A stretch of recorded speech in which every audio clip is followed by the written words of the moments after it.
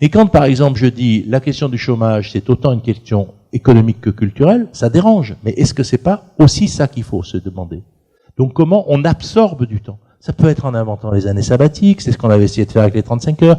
Les Hollandais, par exemple, ont fait quelque chose que je trouve très innovant, j'arrive pas à comprendre pourquoi ça progresse pas, c'est le contrat à durée variable, sur le seul choix du salarié, qui n'est pas une négociation. Vous avez un contrat plein temps qui fait de 25 heures à 39 heures. Et vous pouvez décider de passer à 30 heures, etc., le mois suivant. Et c'est très curieux parce que ça marche, vous voyez. Il y a 16% des hommes à temps partiel. Ben parce qu'il y a peut-être des mois où vous êtes prêt à perdre un peu d'argent, parce qu'en échange, vous avez un autre projet, parce que j'en sais rien, moi, vous avez envie de réparer votre bagnole, de repeindre votre cuisine, enfin bon.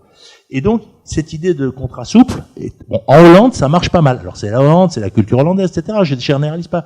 Je dis, soyons au moins curieux de ce que font les autres. Essayons de comprendre que l'absorption du temps de chômage, il faut arriver à y arriver par l'économie, mais aussi par d'autres innovations. Et que sinon, on n'y arrivera pas. Et que moi, vous savez, on a pris l'habitude de vivre avec le chômage. Et ça, c'est une chose qui ne peut pas continuer comme ça. Et il suffit pas de dire les entreprises doivent créer 5 millions d'emplois. Ça serait génial. Mais ça marche pas comme ça. Et bon, donc si vous voulez là-dessus, je dis simplement ça. S'il y a des gens qui sont pas d'accord avec moi là-dessus, ça peut être tout à fait légitime.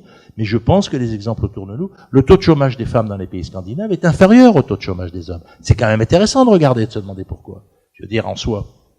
Et notamment parce qu'ils ont socialisé l'entretien des corps et qu'ils ont considéré qu'une maman qui savait s'occuper d'un bébé pouvait travailler dans une crèche sans faire 6 ans d'études. Et que donc, effectivement, il y avait des savoirs empiriques, il fallait tester les comportements, etc., mais que ces savoirs empiriques avaient de la légitimité à être réutilisés sur le marché du travail.